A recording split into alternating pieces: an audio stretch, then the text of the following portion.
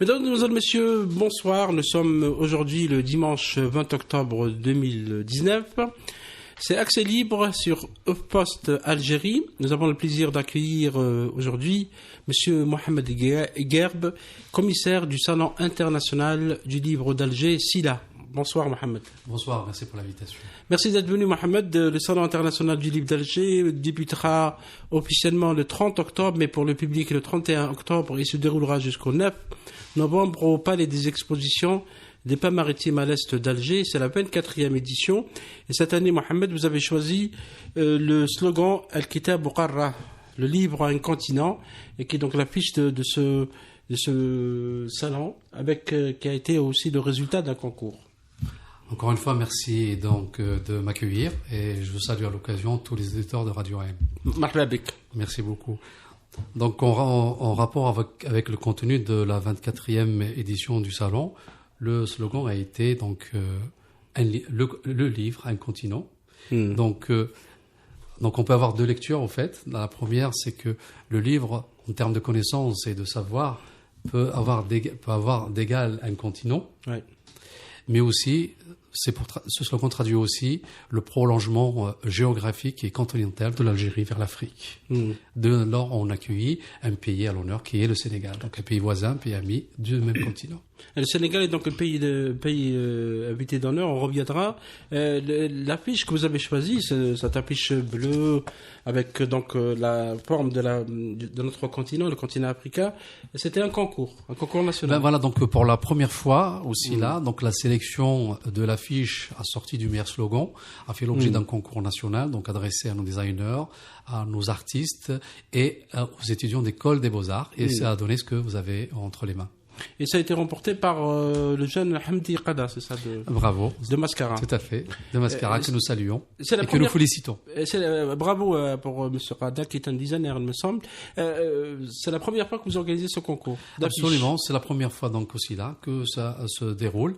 Nous avons pensé que c'est une manière en tout cas d'intégrer nos jeunes talents, de les associer à cette édition qui est quand même très importante, si ce n'est la plus importante en Algérie, tout secteur confondu. Ah, et il y avait un jury, il y avait beaucoup de participants. Tout à fait. Merci de me tendre la perche. Donc il y a un jury composé donc de 5 personnes, donc sont des spécialistes du domaine et qui ont traité pratiquement presque 200 affiches, en tout cas 200 offres, et dont celle-ci a fait l'unanimité au niveau du jury. Et le jury a été complètement indépendant et totalement indépendant. Indépendant dans son choix, donc il a sélectionné la meilleure. Bien évidemment. En plaidant pour le bleu qui est la couleur de la communication, n'est-ce pas mais aussi, c'est la couleur du ciel que nous avons en partage avec l'invité d'honneur et nos pères africains en général. Et les livres sont blancs, donc ça symbolise quelque chose, sûrement. Voilà, qui symbolise la lumière, en fait. Oui. La lumière, et la pureté, donc, la pureté, la connaissance et le savoir.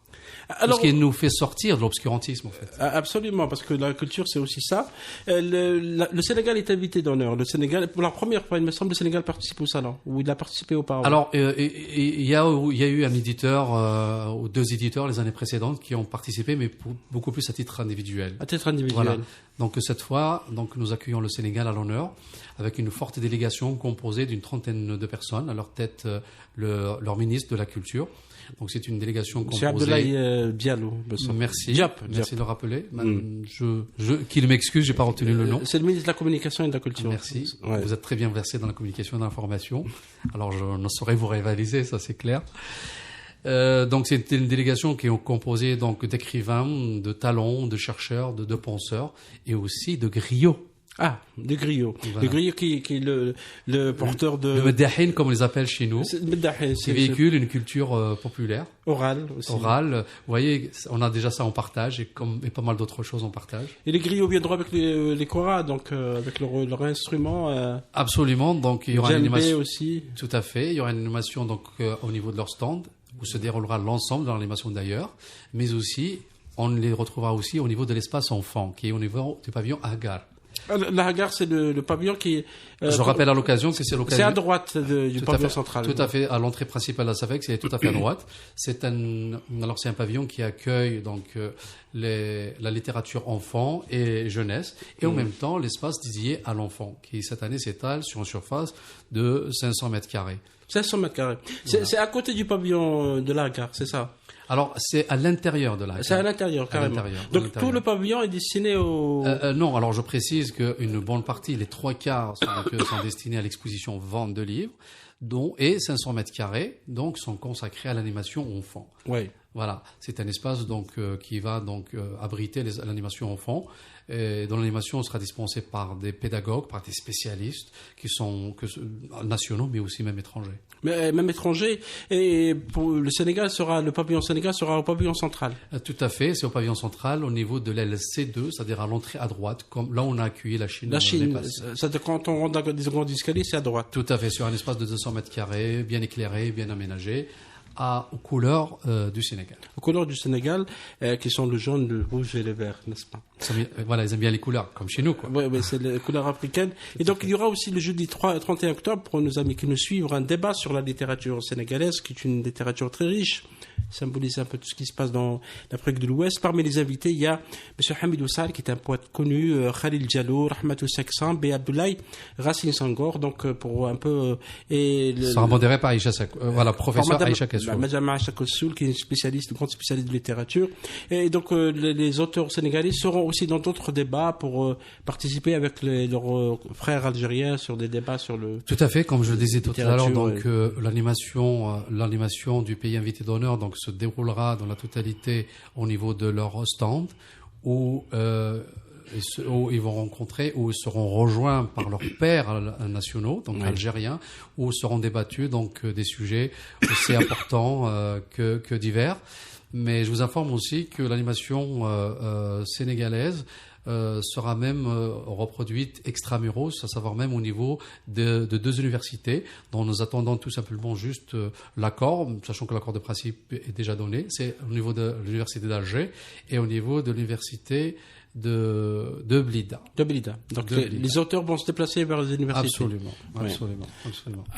Très bien. Et parmi les autres invités, avant de partir vers les autres invités, vous avez lié un peu le choix du Sénégal comme invité d'honneur au fait qu'on célèbre le cinquantenaire du festival panafricain, qui a été, vous savez, un grand rendez-vous des auteurs et des artistes africains en 1969 en Algérie, et puis en 2009, la deuxième version. Donc c'est pour célébrer cet événement. Tout à fait. Donc cette année, nous sommes heureux que cela coïncide ainsi. Donc on va fêter le 50e anniversaire du PANAF qui, vous savez, a commencé à Alger en 69 et reproduit également à Alger en 2009. Oui. Donc cette année, on va fêter le 50e anniversaire qui coïncide avec l'invité d'honneur qui est autre que le Sénégal, donc un pays d'Afrique. Et même les thématiques aussi dispensées au niveau de cet espace, donc qui est l'Esprit Panaf, qui est disponible au salon et qui est devenu une tradition. C'est un espace qui accueille les expressions et les littératures d'Afrique. Et l'espace Panaf est à l'intérieur du pavillon central. Évidemment, même au niveau de la salle du SILA, donc qui concentre l'ensemble du programme du salon, accueillera également des animations et des thématiques concernant le PANAF. Concernant le PANAP, et pour rester dans l'esprit PANAP, il y a une invitée qui revient en Algérie parce qu'elle a vécu dans les années 60-70, Hélène Mortefi, la journaliste. Et pour nos amis, peut-être qu'ils vont pouvoir avoir beaucoup d'informations parce qu'elle vient d'éditer un livre qui s'appelle Alger, capitale de la Révolution. C'est paru aux États-Unis, mais également aux éditions Balzac à Alger. Il sera disponible au stand Balzac, il me semble, au pavillon central. Hélène Mortefi était journaliste et elle a ramené le célèbre mouvement des Black Panthers en Algérie en 1969. Mon cher Faisal, j'ai rien à vous apprendre en termes d'information. Elle n'a jamais parlé de cette période, mais le livre parlera de ce qu'elle a vécu en Algérie. Tout à fait. Donc c'est un livre qui sera édité donc chez les éditions Barzac. Donc à l'occasion, merci, vous me donnez la perche pour que je salue l'effort donc consenti par l'ambassade des États-Unis à même donc de partager les frais d'invitation de cette auteure qui est Hélène Mortefi, dont le mari donc était algérien, donc à Moudjahid et tout. Voilà, c'est une amie de l'Algérie qui a écrit sur l'Algérie. Et ça sera donc au grand bonheur du public algérien de découvrir cet auteur de talent. Elle sera là à Alger. Absolument. Ouais. Absolument. Elle sera là le dimanche 3 novembre. Elle aura sa conférence est prévue à 14h. Il sera donc elle parlera de cette période parce que c'est une période qui est peu connue et c'est la première fois qu'elle va donc pas parler de ça. Elle a fait partie du bureau du FLN à New York pour l'histoire. Et la MRTP, donc c'est une grande invitée. Une autre grande invitée, Mohamed, c'est Nasrallah Ibrahim, l'écrivain palestinien. Du monde arabe. Du monde arabe, oui. Tout à fait. Ibrahim donc c'est un écrivain et un penseur, un intellectuel connu du monde arabe qui est palestinien. Oui. Donc vous connaissez donc nos positions vis-à-vis de ce pays frère. Oui. Donc il sera là parmi nous. À l'occasion, je rappelle qu'il a été aussi détenteur du Booker Prize, du Grand Prix Booker Prize en 2018. 2018. Donc, il sera là, qui sera parmi nous, qui sera l'hôte d'honneur aussi de cette 24e édition. Il n'est pas en reste, puisque à l'occasion, si vous permettez, je citerai encore d'autres noms, même si je ne pourrais pas les citer tous. Mais il y a aussi le nom de personnalités de renom, à l'instar de Monsieur Lecourt Grand Maison. Qui est un historien français. Voilà, qui est de nationalité française, qui est donc un historien, ami de l'Algérie. De l'Algérie. Voilà. À côté de ces étrangers-là, il y a aussi donc des intellectuels, des chercheurs, des historiens de renom que sont Malik Arhal, Fouad Soufi, Mohamed Hammer et j'en passe. Et Ibrahim Nasrallah, pour nos amis qui nous suivent, qui seront intéressés par le rencontrer, c'est le jeudi 31 octobre à 16h30. Ça sera la salle de 16h-18h. Voilà la salle du Sila. La salle du Sila, c'est à l'intérieur du pavillon central. Tout à fait, l'aile gauche du pavillon central. On entre donc l'escalier principal, tout de suite à gauche. Donc à droite, on a le pavillon du Sénégal et à gauche, c'est la salle de conférence. Très bien, merci beaucoup de le rappeler. Pour la précision, Ibrahim Nasrallah est auteur au moins d'une quinzaine de romans et de poètes, parce qu'il est poète également et artiste peintre. Et pour le débat, vous avez parlé du débat avec le cours Grand Maison, qui est historien français, poète Soufi, historien algérien, Jamal Hiawi également. Le débat, ça sera l'Algérie au défi de sa liberté du siècle, c'est-à-dire on va parler de l'Algérie d'il y a 100 ans, 1919. Donc on va reprendre, donc il est de tradition aussi là que la journée du 1er novembre soit consacrée donc à l'histoire du peuple algérien. Oui. Cette année, on va traiter justement un segment de cette histoire, de cette grande histoire qui est la période 1919. Donc qui traite donc il y a un siècle, comme on m'avait dit. Ça traitera donc du retour des soldats algériens mobilisés de force pendant la première guerre, dans les batailles, sur les batailles de la première guerre mondiale, avec tout ce que ça représente comme personnes handicapées, comme personnes heurtées, froissées, la paupérisation donc du peuple algérien.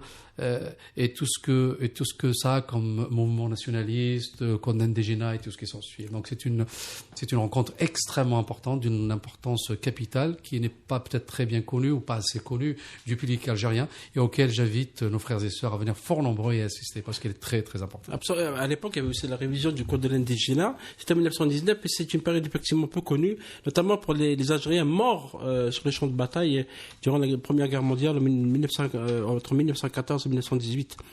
L'Algérie passe au défi de sa liberté du siècle. Ça sera le vendredi 1er novembre à 15h. Donc pour les amis qui veulent suivre ce débat, qui est la première fois c'est la première fois qu'on évoque cette période encore peu connue de l'histoire de l'Algérie. Et vous avez déclaré, Mohamed Eguer, vous êtes commissaire du Salon international du livre d'Alger, lors de la conférence de presse du samedi 19 octobre, vous avez parlé des jeunes plumes, et visiblement les jeunes seront très présents durant ce salon. Absolument. Donc, l'une des priorités de cette édition, c'est précisément les jeunes plumes. Donc, les jeunes plumes, donc les jeunes auteurs se taillent la part belle cette année, donc à l'occasion de la prochaine édition. Ce n'est que justice rendue, à mon sens. Il y a aussi donc des vocations du SILA, mais aussi de ses obligations, donc de mettre la lumière sur ces jeunes écrivains, sur ces jeunes plumes qui mériteraient d'être connus et reconnus donc par leurs frères et sœurs algériens. Et tout simplement, comme je disais, donc il faut bien qu'un jour, donc on leur donne la chance à ces gens-là de paraître, d'être connus et d'être vus par les Algériens. Donc le salon du livre ne veut pas tomber dans le star system, c'est-à-dire amener des auteurs stars et oublier le reste. Vous savez, donc les grands auteurs, ils ont toujours été présents, ils le seront toujours, soit à travers leurs éditeurs, soit à travers les programmes signature, dédicaces ou autres. Et vous en avez aussi des personnalités qui sont invitées cette année. Mais je voudrais simplement dire donc que cette année, il faut juste que les gens comprennent que la priorité, pour une fois, soit donnée donc à ces jeunes plumes. À ces jeunes plumes, tout simplement. Mais les grands écrivains seront toujours parmi nous, seront toujours là, présents. Le samedi 2 novembre, Mohamed, il y aura un débat. À 16h, ça sera devenir écrivain, rêve et parcours. Et parmi les jeunes écrivains, on peut citer Bachel Mefti, même s'il n'est pas aussi jeune que ça, mais Bachel Mefti a effectivement écrit énormément de romans en langue arabe. Il y a aussi Abdelwahab Aïssaoui qui a déjà le prix de Assa Jabbar, Linda Chouitan qui a été aussi primée, Lami Saïdi qui est une poète connue, Saïda Abouba, et le débat sera aussi marqué par la présence d'écrivains sénégalais comme Khalil Diallo.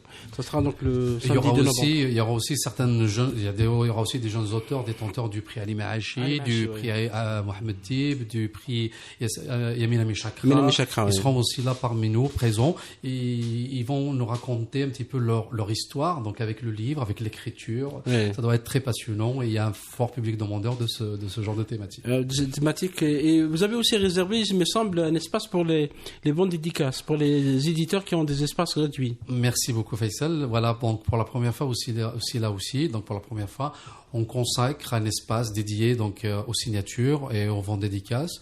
Donc c'est une surface qui est au niveau de l'aile gauche du pavillon central, qui s'étale sur une surface de 40 mètres carrés, qui est dédiée à tous les éditeurs nationaux, notamment les petits éditeurs entre guillemets qui ne disposent pas de grandes surfaces au niveau de leur stand pour créer et faire de l'animation.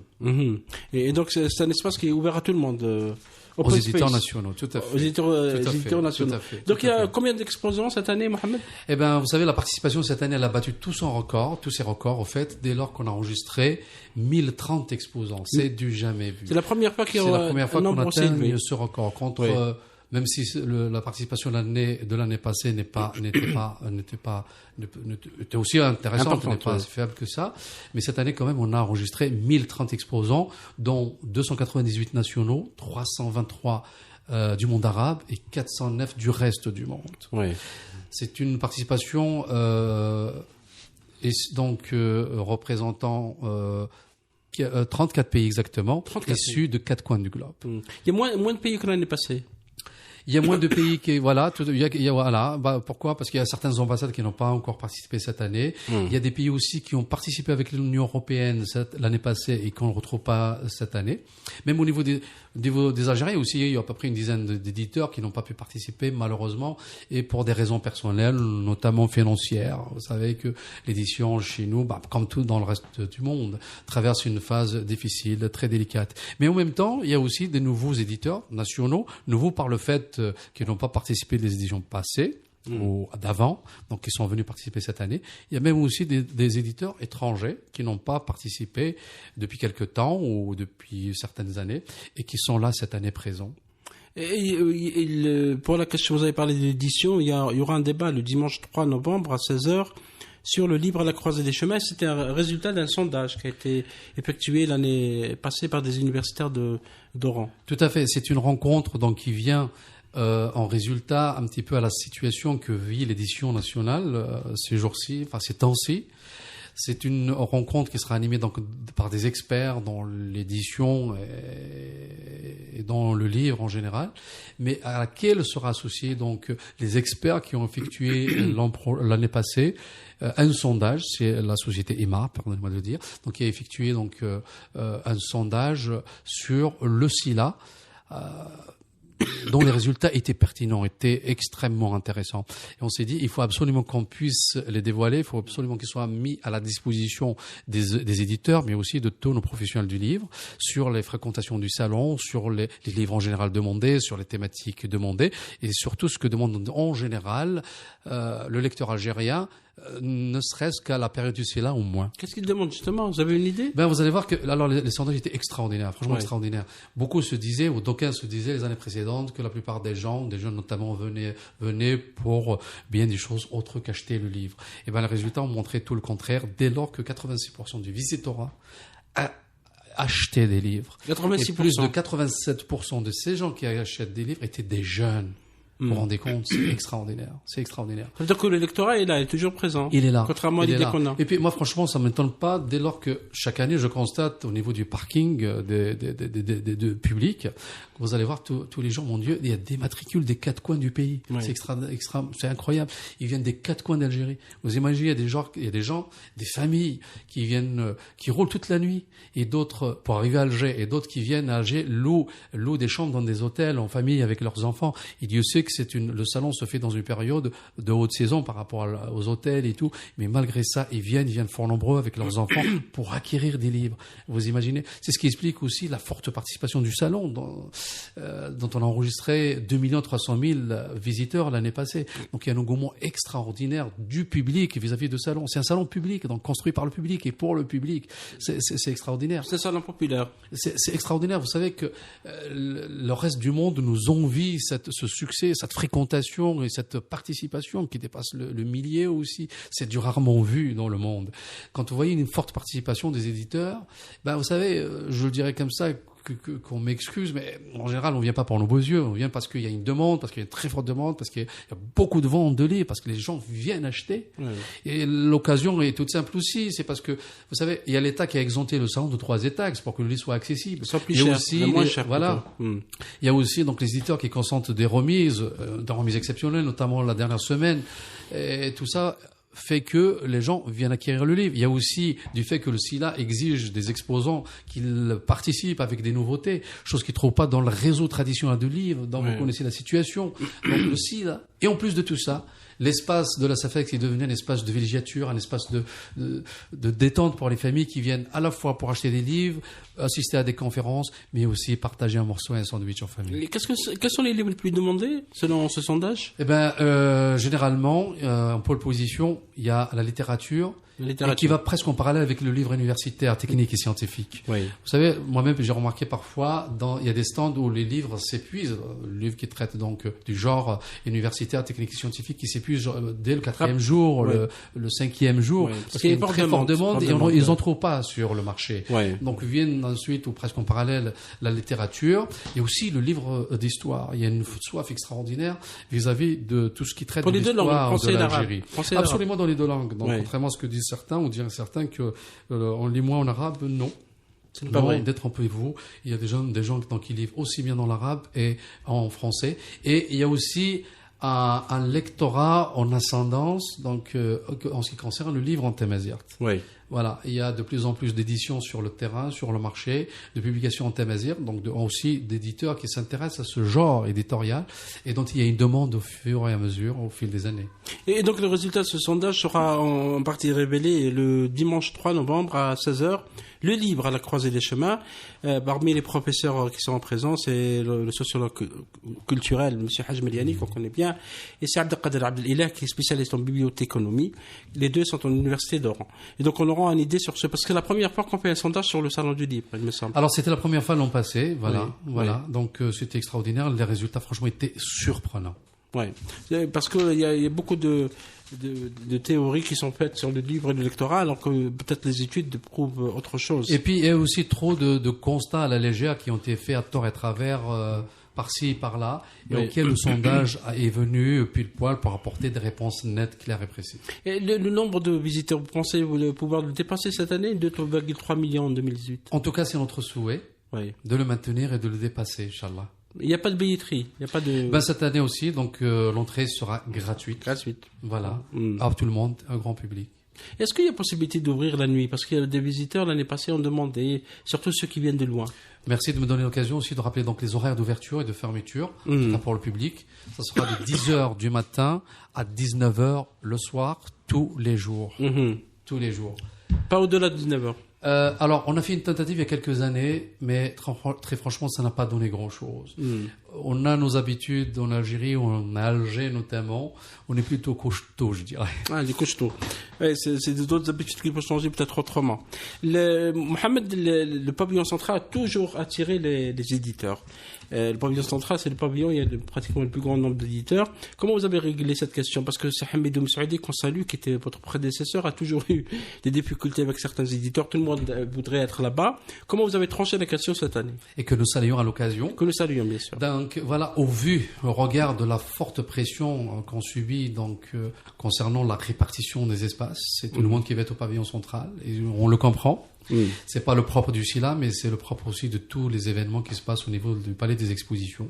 Cet espace, vu son implantation géographique par rapport au reste des pavillons, et qu'il a fini par constituer un point nodal de tout le palais des expositions, il était temps, s'était dit, il faut fixer justement des critères pour être au pavillon central, lesquels ont été fixés cette année comme suit. Donc c'est d'abord par rapport à la priorité du SILA qui est donné donc à la littérature, à la création littéraire, aux livres scientifiques et universitaires.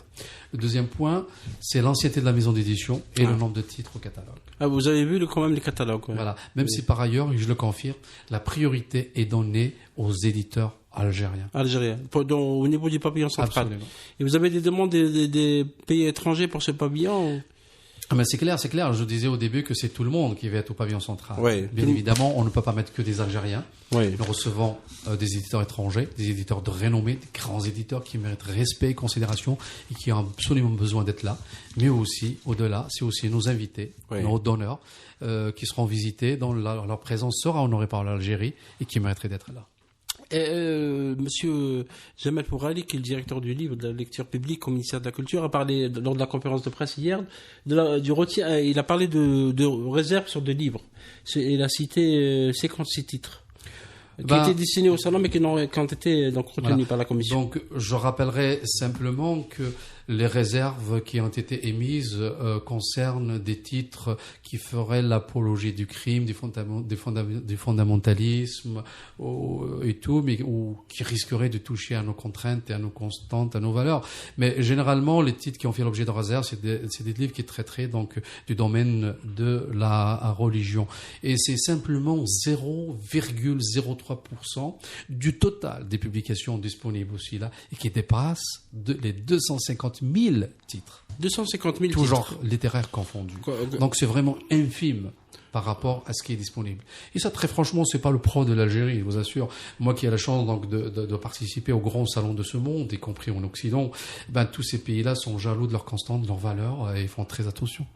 Est-ce qu'il y a, pour les autres éditeurs algériens étrangers, ils ont préparé avec vous un programme ou chacun préparait son programme d'invités, de débat? Vous savez que l'animation au niveau des éditeurs, qu'ils soient nationaux et étrangers, malheureusement, n'est pas leur fort. Ouais. C'est pour ça que cette année, justement, pour les exhorter, pour les encourager un tant soit peu à participer à l'animation officielle, parce qu'on s'est dit, il y a quand même de très fortes propositions qui pourraient venir des éditeurs nationaux et étrangers. Et dont l'animation participerait directement à la visibilité de leurs espaces, de leurs stands. Mais bon, on sait que c'est pas si évident que ça d'accueillir des auteurs, de leur payer des billets et tout. Mais bon, c'est pour ça que cette année, on a commencé déjà par un espace dédié donc aux signatures, aux ventes dédicaces, et qui serait ouvert aux éditeurs nationaux. C'est une façon de les encourager, de les exhorter justement à créer l'animation et à participer de manière à consolider, à enrichir le programme officiel déjà mis en place. J'allais dire que vous avez des contraintes financières, vous les avez évoquées lors de la conférence de presse. Oui. Bon, c'est vrai que malheureusement, le budget de cette année a été revu à la baisse. Donc, comme je l'ai dit hier. De 68 millions, il est passé à 55 millions de dinars. Donc c'est une baisse draconienne, malheureusement. C'est une contrainte, mais c'est aussi un défi que nous devons relever cette année, notamment avec la participation de nos partenaires qui nous ont fait confiance et lesquels je remercie à l'occasion.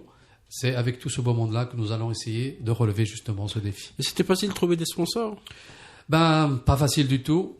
La chose culturelle, vous savez que la plupart des entreprises algériennes sont peu enclines à subvenir ou à accompagner des événements culturels. alors qu'ils le font aisément avec le sport, le football en particulier. Oui, on donne plus d'argent au football qu'à la culture. Que voulez-vous? Oui. Pour changer ça, il faut du temps aussi. Merci Mohamed Egerb d'être venu. Je signale aussi qu'il y a quand même des débats assez intéressants. Le podium des jeunes plumes, vous en avez parlé.